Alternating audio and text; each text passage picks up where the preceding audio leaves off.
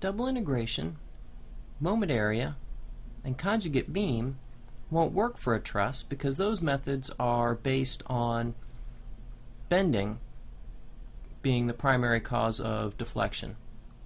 So for a truss, we need to use a different method, and the method we'll use is called virtual work.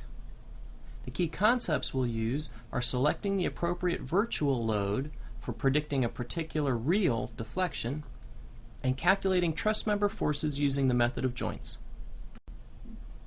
And here's our truss. We're going to use the method of virtual work to determine the horizontal deflection at point C, and we'll label this is the x-axis and vertical is the y-axis, so we're talking about delta CX. The cross-sectional area of each member is given, and we're going to assume the members are all pin connected at their endpoints, thus making it an idealized truss, and we'll use a modulus elasticity for steel, 29,000 KSI. And now our approach.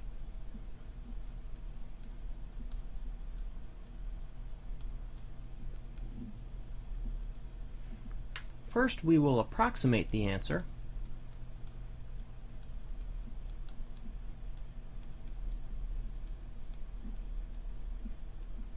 Because before we perform lengthy calculations, we'd like to have a sense of what the answer should be, and that way we'll have something to compare to when we're all done, in order to develop an assurance that we have a reasonable answer. Then we'll analyze the truss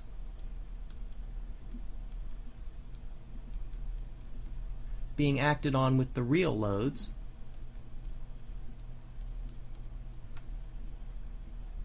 once we have all the internal forces due to the real loads, we'll take those off, analyze the truss with the virtual load,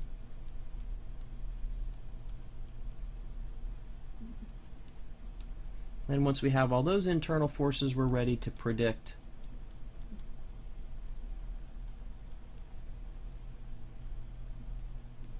the horizontal displacement at C, which we will then compare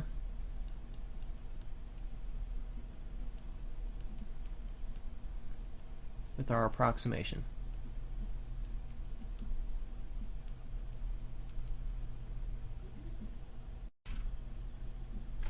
Let's start by approximating the answer.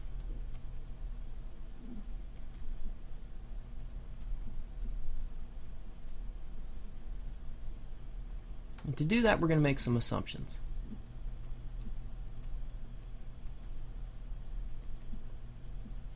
First, we're going to assume that all lateral load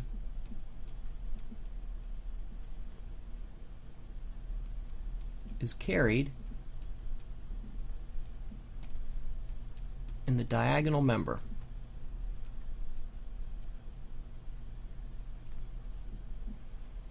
And two, that all lateral deflection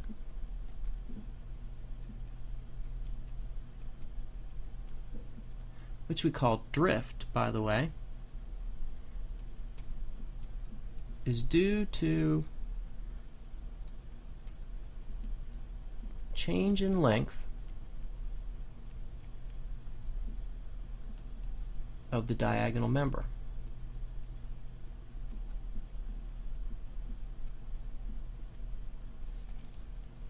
Now to show you what I mean by that. Here's point D, and here's point B in the undeformed member. We'll say that the axial force vector, force in BD, its horizontal component is the 5 kips, which will give us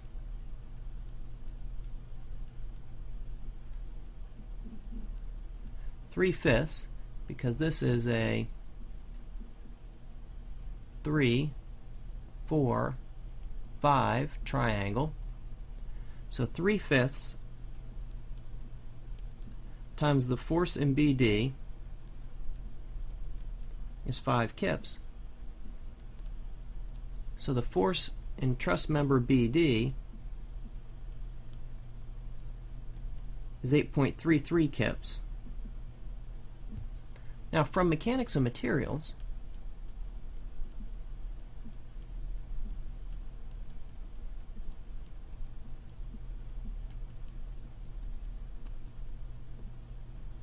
we saw that the change in length of this truss member is the force in the truss member times the length of the truss member over AE, which will be 8.33 kips through a length of 5 feet, which will convert to inches. Cross-sectional area of this truss member is 1 inch squared.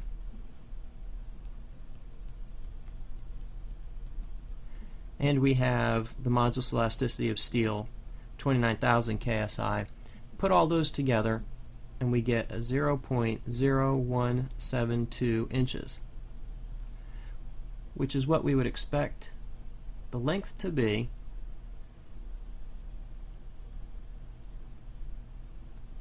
once the piece gets shorter due to the axial load. But that amount of shortening also has a horizontal component,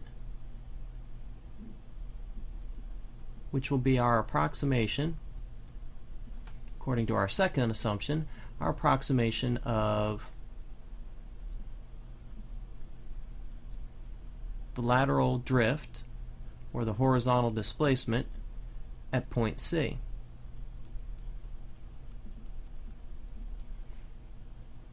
And that will be 3/5 of delta L, which will be 3/5 of the 0.0172 inches, which is 0.010 inches. Now,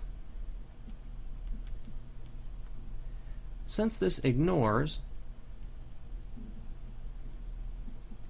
all other contributions to drift,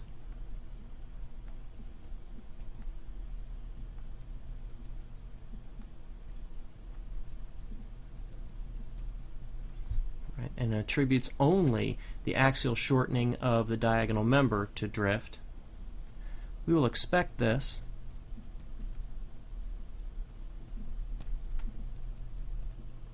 to be an underestimate.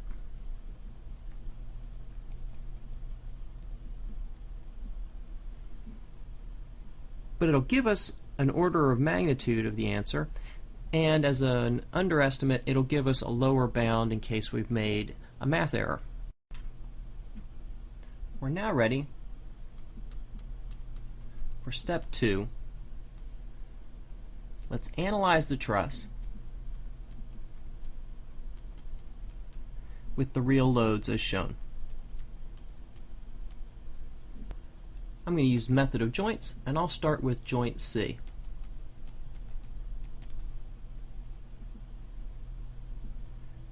We have the 5 kips applied lateral load, the unknown force in member CD, and the unknown force in member BC. I get to choose my coordinate system, so I'll choose positive x that direction and positive y this direction, so that when I apply equilibrium in the y direction, down is positive and my only contribution is a positive in CD, so the force in member CD is 0.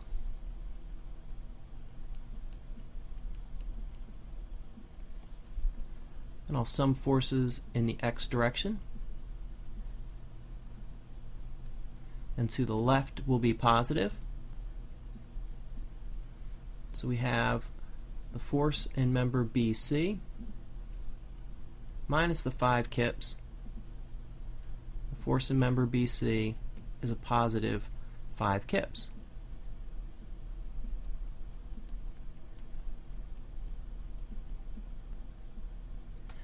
Now let's move to joint B.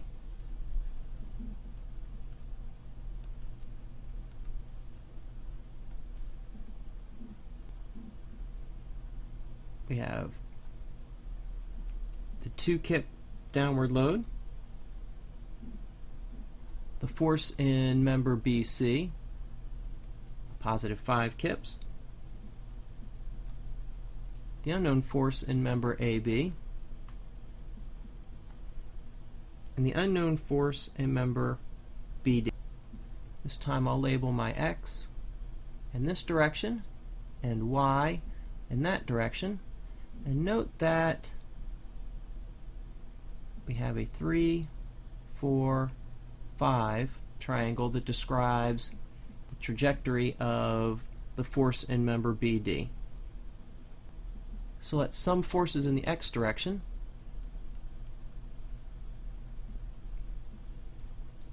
To the right will be positive. We have the 5 kips in member BC and 3/5 of the force in member BD. So member BD must have a negative 8.33 kips. So we'll label that here. That means it's 8.33 kips in compression. Now we'll sum forces in the Y direction. Have a minus 2 kips, a minus the force in member AB, and a minus 4/5 of the force in member BD, which is a minus 8.33 kips. Put those all together,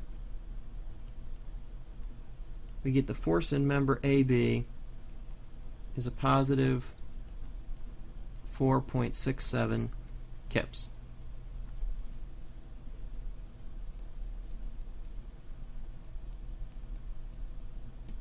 So it is in tension. Step 3, we need to analyze the truss again, but this time with only the virtual load. So we're going to remove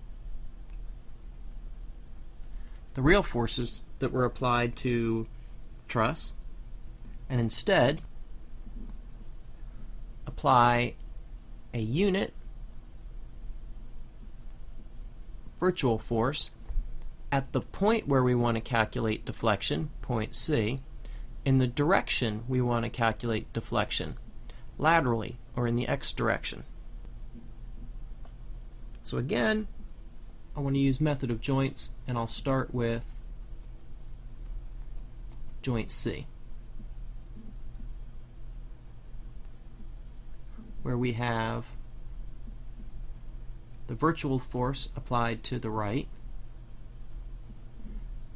the unknown in BC, and the unknown in CD. I will choose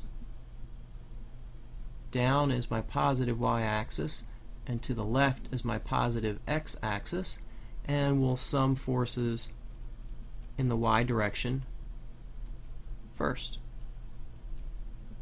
And our only contributor is the force in member CD.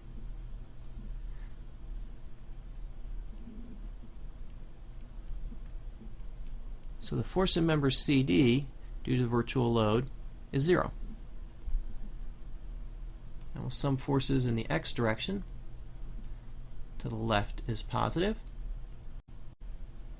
We have the unknown force in BC minus the virtual load, Therefore, the force in BC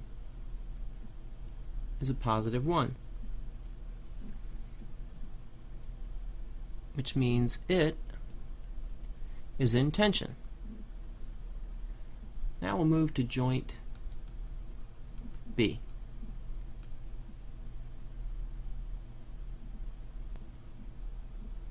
Where we have the force in member BC, the unknown in member AB, and the unknown force in member BD.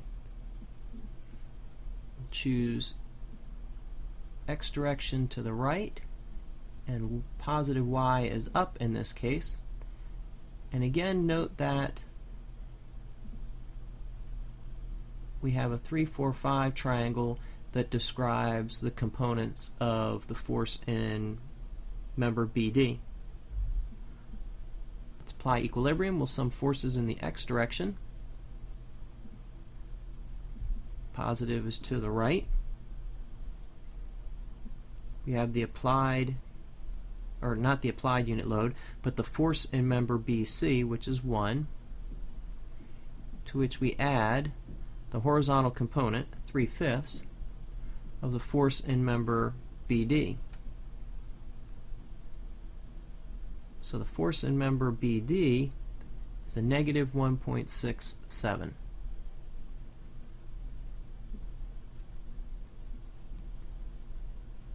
So it is in compression. Now we'll sum forces in the y. Up is positive. So we have a negative contribution from member AB and a negative contribution, 4/5, of the force in member BD, which we found to be a negative 1.67. So the force in member AB is a positive 1.33.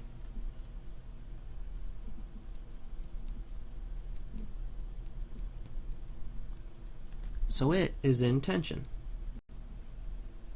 We now have all the information we need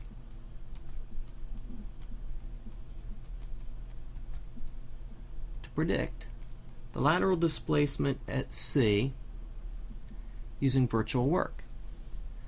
And so that quantity we're looking for is right there.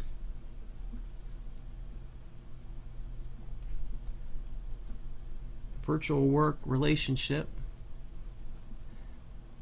says it's the internal force, internal loads due to the virtual force times the internal loads due to the real loads, the length of the member over AE, and we figure out that quantity for each piece of the truss, sum it up for all of them. So let's start with member AB. The internal force due to the virtual load is a positive 1.33, and the internal force due to the real loads is a positive 4.67 kips. So we have 1.33 times 4.67 kips times the length of member AB, which is 4 feet, and we'll convert that to inches. All of that divided by the area of member AB times the modulus of member AB, which is 29,000 KSI. Then we add in member BD. We had an axial in BD due to the virtual load of negative 1.67 and an axial due to the real loads of negative 8.33 kips. So the negatives will cancel, in this case. The piece is 5 feet long. Convert that to inches, divided by the cross-sectional area, which is 1 square inch, times the modulus of elasticity, 29,000 KSI. Now member BC. We found that the axial force in BC due to the virtual load is +1, and the axial force due to the real loads is +5 kips. So we have the 1, the +5 kips, times the length, which is 3 feet, converted to inches, divided by the area, 1 inch squared, times the modulus of elasticity, 29,000 KSI. Our last piece is CD, which had no axial force when the virtual force is applied, nor did it have axial force when the real loads were applied. But I will write out the term so that we can see its contribution is 0.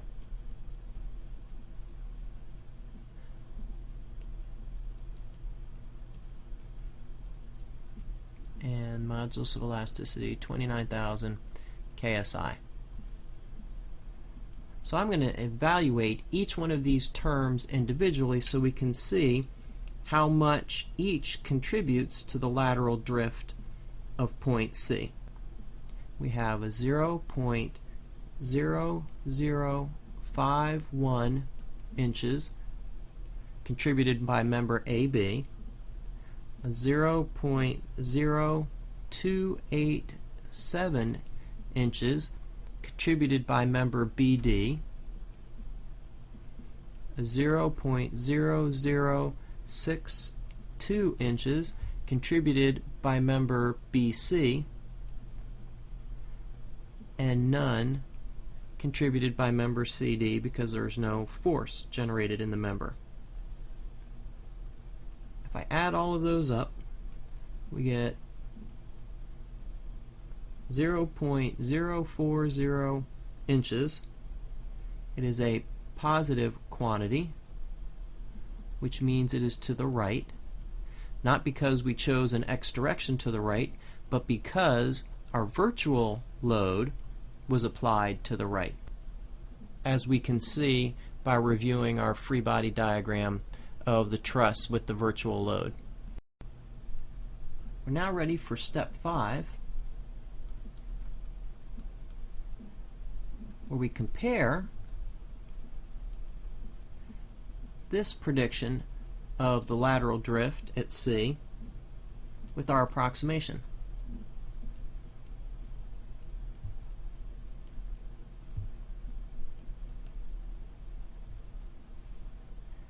And if we look back, our approximated value was 0.010 inches,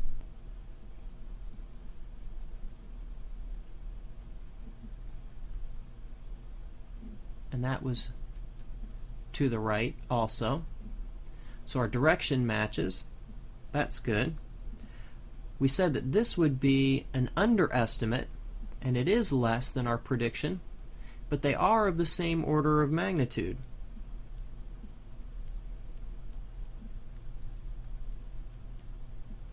So it compares well. Now, a common mistake in the virtual work method is forgetting to convert from feet to inches for the calculations in this step, step 4. If we had done that, our answer would have been correct, but in units of feet. If we had not recognized that this was supposed to be in units of feet and instead had thought that number 1/12 smaller and inches, this would have been an indication that we made a mistake, because we knew this was the lower bound to our solution. Now let's go back and review our process. We started by making an approximation of the answer so that we'd have something to compare against our more detailed calculation in order to establish that it was a reasonable result.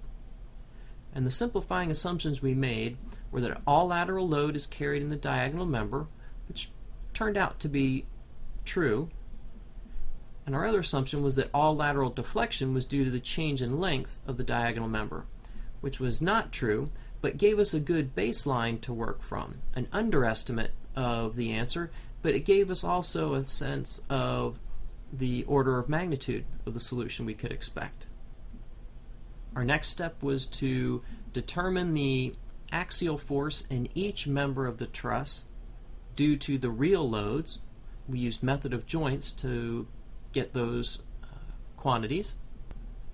Then we needed to take the real loads off the structure and apply the virtual force of magnitude 1 at the point where we wanted to calculate deflection, C, in the direction we wanted to calculate deflection, laterally.